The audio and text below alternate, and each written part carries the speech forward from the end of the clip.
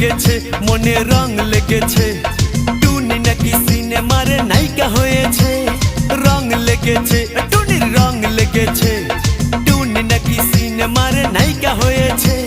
সেই ছবিতে নায়ক নাকি থাকবে সাকিব খান ছবিটার নাম নাকি তুমি আমার জান টুনির জ্বালায় এবার আমার যাবে রে প্রাণ রং লেগেছে মনে রং লেগেছে টুনি নাকি সিনেমার নায়িকা হয়েছে